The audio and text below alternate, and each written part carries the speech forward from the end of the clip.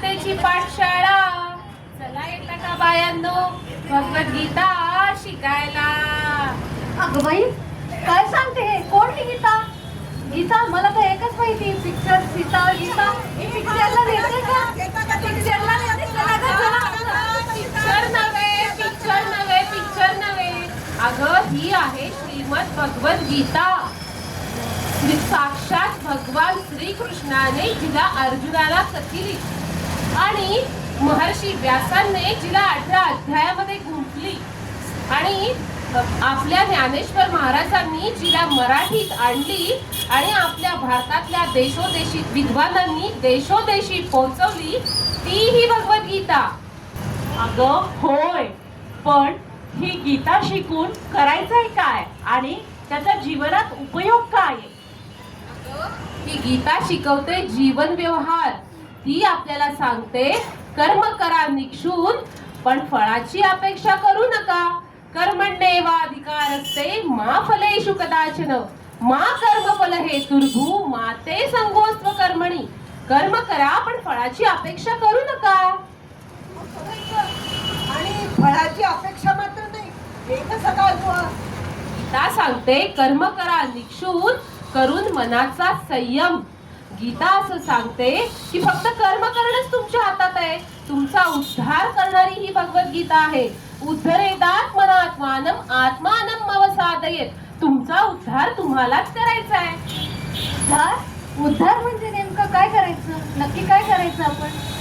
अगं उद्धार करायचा म्हणजे या जीवन मरणाच्या चक्रातून मुक्त व्हायचं. मुक्त व्हायचं म्हणजे नेमकं काय करायचं बुवा? अगं मुक्त व्हायचं म्हणजे मी कोण, हा देह कोणाचा याचं ज्ञान समजून घ्यायचं. आणि म्हणूनच भगवंत गीतेमध्ये 4 गोष्टी सांगतात. कर्म धर्म ज्ञान भक्तीच्या 4 युक्ती सांगतात. अजून काय काय सांगतात तुझे भगवंत? भगवंत असं सांगतात की तू फक्त माझ्यापर्यंत ये, तुझा संपूर्ण जीवनाचा उद्धार, जीवन सर्वस्व मी काही करतो. अनन्यास चिंतयन्तो मां ये जना पर्युपासते तेषां नित्याभियुक्तानां योगक्षेमं वहाम्यहम्. तुझा सगळा संसारच भगवंत चालवतात. संसार म्हणजे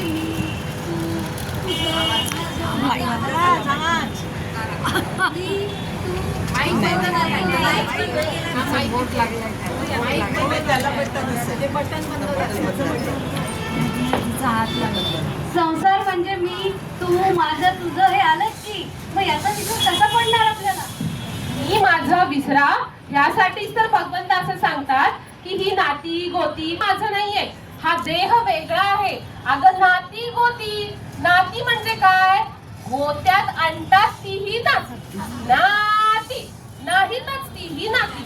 आणि म्हणून त्याच्या नाती गोतींमध्ये तुम्ही अडकू नका. ह्यापेक्षा हा देह वेगळा आहे हे भगवंत सांगतात. मी देह माझा वेगळा आहे म्हणजे नक्की कसा आहे? म्हणून 13व्या अध्यायात भगवंत सांगतात क्षेत्रज्ञ मान विद्धी क्षेत्रज्ञोक्षर भारत. म्हणजे हा देह म्हणजे एक क्षेत्र आहे आणि यापेक्षा मी वेगळा आहे. मी प्रकृतीने बांधला गेलेला आहे. प्रकृती म्हणजे काय आणि त्याचे काही प्रकार आहेत का? हो, आपण सर्वजण बनलेलो आहोत ते प्रकृतीनेच. म्हणूनच भगवंत सांगतात की 3 प्रकारच्या वृत्ती असतात, सात्विक, राजस आणि तामस. त्रिविधा भवती श्रद्धा देहिनां सा स्वभावजा सात्विकी राजसी चैव तामसी चेतितां शृणु. तामस गुण म्हणजे आळस, निद्रा, प्रमाद यांनी मनुष्य बांधला गेलेला आहे. तर लोभ, क्रोध, स्पृहा हे असे राजसी गुण पण आहेत. पण ह्या सगळ्यांमध्ये सत्वगुण मोठा गुणाचा आहे बरं का. सात्विक गुणाने माणूस बुद्धिवान बनतो, हुशार आणि कृतिशील बनतो, अज्ञानाचा नाश होतो, सुखाच्या प्राप्तीकडे तो वळायला लागतो. आणि हे कसं वळायचं? तर पुरुषोत्तमाची पूजा करून. पुरुषोत्तम आहे तरी कोण? अगं आपल्या त्या लक्ष्मीचे मिस्टर तर नाहीत ना? पुरुषोत्तम म्हणजे तो पुरुषोत्तम नाही, लक्ष्मीचा नवरा. पुरुषोत्तम म्हणजे आपल्या 15व्या अध्यायात भगवंत सांगतात अतोस्मि लोके वेदेच प्रतिता पुरुषोत्तम. हा तो पुरुषोत्तम आहे. आणि ह्या पुरुषोत्तम कामासाठी आपल्याला ना घनघोर युद्ध लढावं लागतं. सद्गुण आणि दुर्गुणाचं ते युद्ध असतं.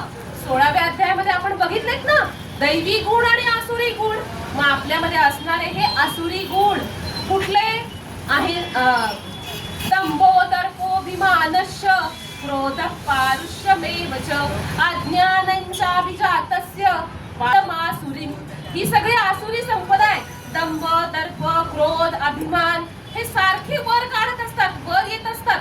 आणि याला जिंकायचं असतं सद्गुणांनी. सद्गुण कोणते? अभयम सत्व संशुद्धिर ज्ञान योग व्यवस्थिती दानंदमश्च यज्ञश्च स्वाध्यायस्तपार्जवम. म्हणून सगळ्यात पहिल्यांदा तुमच्यामध्ये अभय हा गुण आणा. अभयम सत्व संशुद्धिर ज्ञानयोग. ज्ञानयोग व्यवस्थिती, ज्ञानाचा स्वीकार करा. दान, दमा आणि आर्जवम स्वाध्याय तप ह्या सगळ्या सद्गुणांचा स्वीकार करा आणि मग हे घनघोर युद्ध तुम्ही जिंकू शकता. बाप रे, हे घनघोर युद्धच आहे म्हणायचं मग. आणि ते कसं जिंकायचं? अगं, हे घनघोर युद्ध जिंकायचं ते आपल्या आहार विहारावर नियंत्रण ठेवून. सात्विक, राजस, तामस वेगवेगळ्या प्रकारचा आहार आहे, तो आहार घेऊन जिंकायचं. बघा आता, कट्वंद लवणात्युक्ष्ण तीक्ष्ण वृक्षविदाहिनः आहारा राजसस् एषा दुःख शोकामय प्रदा. कट्वंल म्हणजे कडू, अम्ल म्हणजे आंबट, लवणात्युक्ष्ण अति खारट, अति तिखट अशा सगळ्या अन्नाचा त्याग करायचा. त्याचप्रमाणे पुढे सांगतात तामसी अन्न या तयामं गतरसम पूति पर्युषितांचयत उच्चिष्टमपि चामेध्यम भोजनं तामसप्रियम.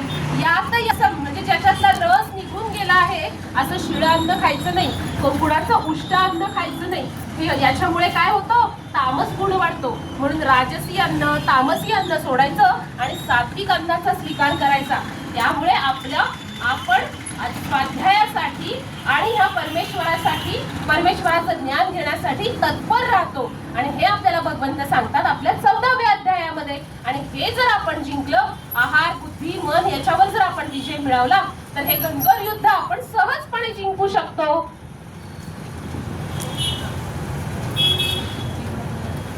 आणि यामुळेच आपण त्रिगुणापल्याड जाऊ शकतो. म्हणजे हे सात्विक, राजस, तामस या 3 गुणांच्या पलीकडे जाऊ शकतो आणि सगळ्या पापांपासून मुक्त होऊ शकतो.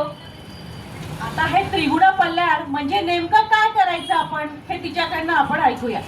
अगं, ह्या त्रिगुणापल्याड जायचं म्हणजेच आपल्या ह्या सात्विक, राजस, तामस गुणांच्या साठी चांगला आहार विहार करायचा आणि त्रिगुणाच्या पल्याड जायचं आणि भगवंतापर्यंत पोहोचायचं.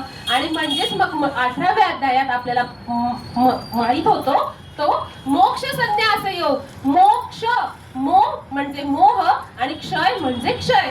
जिथं मोहाचा क्षय होतो तो होतो मोक्ष संन्यास योग. जेव्हा 17व्या अध्यायापर्यंत आपण हे शिकतो की हे सगळं घनघोर युद्ध जिंकण्यासाठी ह्या त्रिगुणापल्याड जायचं आणि मोक्ष प्राप्त करायचं. चला तर मग या पाठशाळेत जायलाच पाहिजे. पण ही पाठशाळा आहे तरी कुठे? आणि तिचं नाव तरी काय आणि कुठे जायचं? चालवतं तरी कोण? अगं, ही पाठशाळा आहे आपल्या आदरणीय वैद्य काकूंची आणि रानडे काकूंची. ही पाठशाळा आहे आपल्या गीता धर्म मंडळाची. आपल्या धुळ्यामध्ये ही पाठशाळा चालवतात आपल्या आदरणीय वैद्य काकू. त्या आपल्याला अतिशय शुद्ध उच्चारासहित अगदी प्रेमाने प्रत्येक अक्षर ना अक्षर शुद्ध म्हणायला शिकवतात. आणि आपल्या रानडे काकू ही भगवद्गीता आपल्या सगळ्यांना सोबत घेऊन धुळ्यातल्या घराघरात पोहोचवतात. अशी ही आहे आपली भगवद्गीतेची पाठशाळा. चला तर मग येणार ना? चला, लई मस्त भगवद्गीतेची पाठशाळा. चला येता का बायांनो भगवद्गीता शिकायला? चला येता का बायांनो भगवद्गीता शिकायला? चला येता का बायांनो भगवद्गीता शिकायला? भारत शिकायला